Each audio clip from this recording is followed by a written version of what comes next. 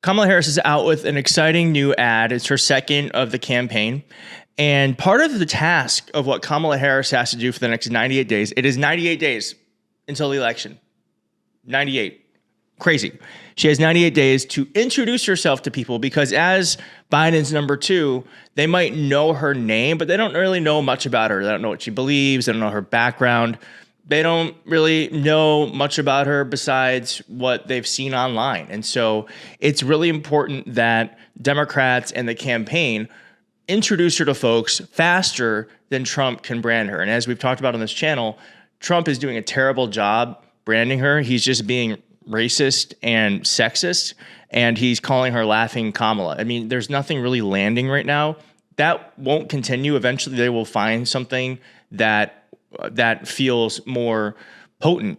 But for now, that's what they've got. So it's great that they are coming out with this ad right now. And Puck News actually reported on this yesterday, saying that they hired Jim Margulis, who worked on Obama's campaign and said is one of the best at crafting bio ads, which is what I'm about to show you. And he's one of the best in Democratic politics. He's a useful asset for Harris, who remains largely undefined for much of the electorate, like I just said, for almost 4 years as Biden's understudy. So this is a really exciting ad because it's not just what is being said, but it's about what it means, that the campaign is being very strategic. They're moving forcefully, doing the things they need to do to make sure that they win. So with no further ado, here's the ad. Real quick, if you could just like and subscribe. Liking and subscribing is the best way to get this in front of people who need to see it. Thanks, bye. The one thing Kamala Harris has always been: fearless. As a prosecutor, she put murderers and abusers behind bars. As California's Attorney General, she went after the big banks and won $20 billion for homeowners. And as Vice President, she took on the big drug companies to cap the cost of insulin for seniors. Because Kamala Harris has always known who she represents. This campaign is about who we fight for. We believe in a future where every person has the opportunity not just to get by, but to get ahead. Where every senior can retire with dignity.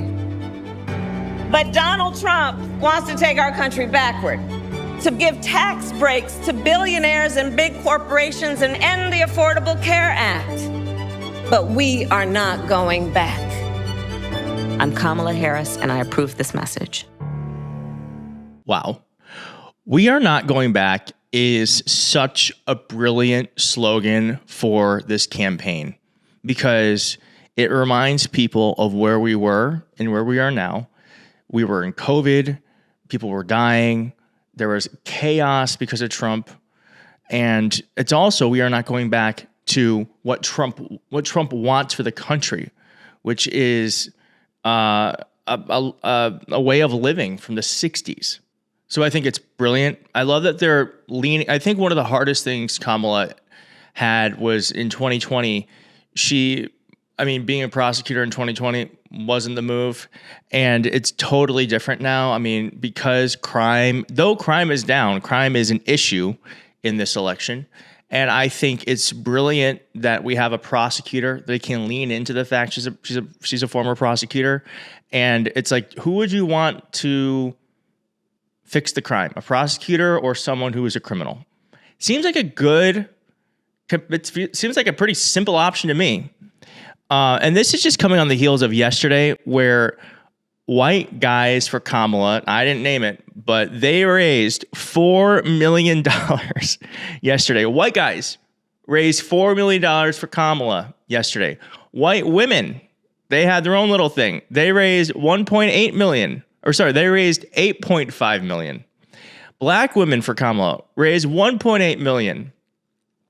The Kamala Harris campaign has raised more than $200 million in the first week. So it's an energized campaign.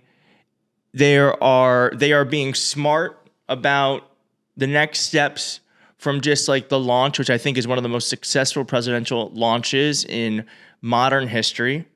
And now they have the wind at their backs and they are being strategic about their next move. It's so smart. And by the way, all of this press has amounted to Kamala Harris has is more well liked than Donald Trump. And this is at a time when our politics are so divided. So for someone to be getting this type of approval rating is unheard of.